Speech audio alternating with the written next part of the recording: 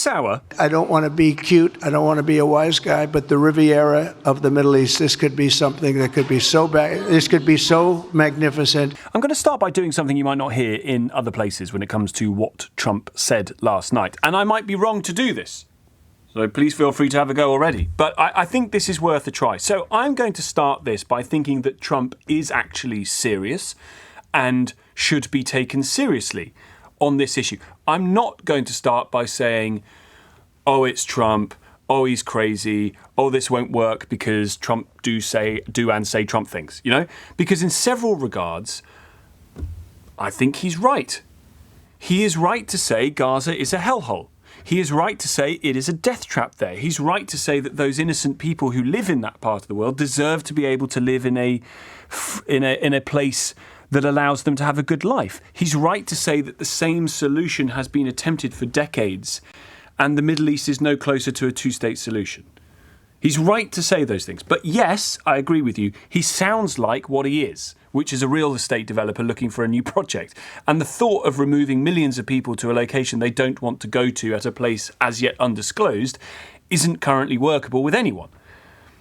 We'll look at the legal bit in just a moment, but certainly the politics of this suggest that it is not possible. And yet I wonder about that too. So what I want to do first is just play you a couple of chunks of Trump's press conference to see what you think. This is the bit where he's asked about whether he would put US troops into Gaza. As far as Gaza is concerned, we'll do what is necessary. If it's necessary, we'll do that. We're going to take over that piece and we're going to develop it, create thousands and thousands of jobs, and it'll be something that the entire Middle East can be very proud of. But everybody feels that continuing the same process that's gone on forever, over and over again, and then it starts, and then the killing starts, and all of the other problems start, and you end up in the same place, and we don't want to see that happen. So by the United States, with its stability and strength, owning it, especially the strength that we're developing and developed over the last fairly short period of time, I would say really since the election, I think we'll be a keeper of something that is very, very strong, very powerful, and very, very good for the area, not just for Israel, for the entire Middle East, very important. And we'll, again, have thousands of jobs, and there'll be jobs for everyone, not for a specific group of people, but for everybody. Now, when I heard that this morning, if I'm really honest with you, I did think that if that offer were being made by a politician that isn't Trump, that's actually an incredible offer. Troops sent in to keep the peace, with billions of dollars spent to redevelop a hellhole and make it inhabitable and prosperous. The Marshall Plan for the Middle East. But it's Trump, and you have to wonder what his objective really is. So here's another part of that press conference about the objective. I do see a long-term ownership position, and I see it bringing great stability to that part of the Middle East and maybe the entire Middle East. And everybody I've spoken to, this was not a decision made lightly. Everybody I've spoken to loves the idea of the United States owning that piece of land, developing and creating thousands of jobs with something that will be magnificent in a really magnificent area that nobody would know. Nobody can look because all they see is death and destruction and rubble and demolished buildings falling all over. It's just a terrible sight. I've studied it. I've studied this very closely over a lot of months, and I've seen it from every different angle. And it's a very, very dangerous place to be, and it's only going to get worse. And I think this is an idea that's gotten tremendous, and I'm talking about from the highest level of leadership, gotten tremendous praise. And if the United States can help to bring stability and peace in the Middle East, we'll do that. Bibi? I mentioned again tonight our three goals. And the third goal is to make sure that Gaza never poses a threat to Israel again. President Trump is taking it to a much higher level. He sees a different future for that piece of land that has been the focus of so much terrorism, so many attacks against us, so many trials and so many tribulations. He has a different idea. And I think it's worth paying attention to this. We're talking about it. He's exploring it with his people, with his staff. I think it's something that could change history. And it's worthwhile really pursuing this avenue. Now, Netanyahu would say that, wouldn't he? And Trump's claim that his plan is supported by the highest forms of leadership all over the world, that just isn't true insofar as the public statements of the Saudis go, the Jordanians, the Egyptians. But Trump suggests at the end of the press conference that Egypt and the Jordanians actually have a different view in private and will come round to taking Palestinians in. So he may well be lying about that.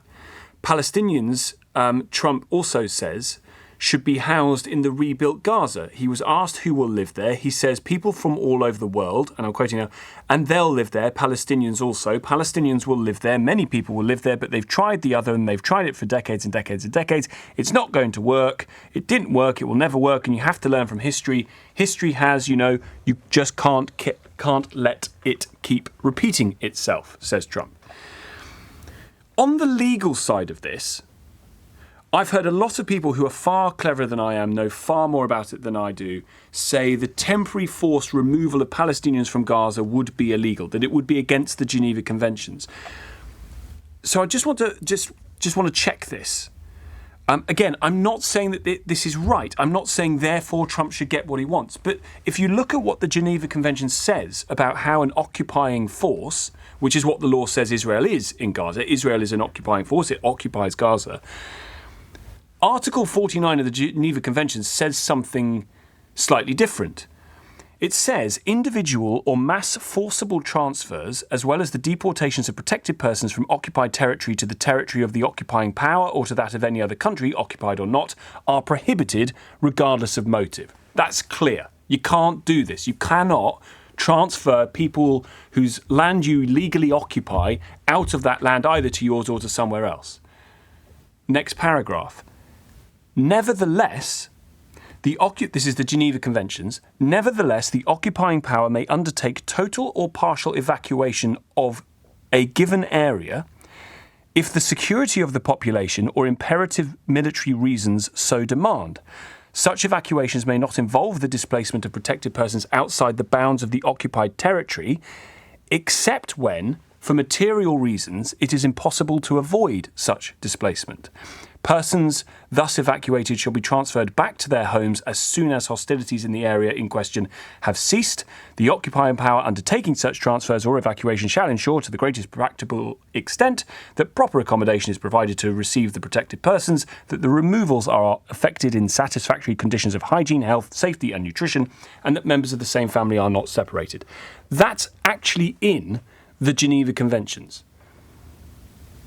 So what I think is happening here is that Trump, either genuinely or disingenuinely, is going to try to show that Gaza is uninhabitable, that it is a war zone, and therefore the security of the population of Gaza demands the occupying power moves them for their own safety. And I just want to play you this. This is Trump later on in the Oval Office talking about the people in Gaza. They have no alternative right now.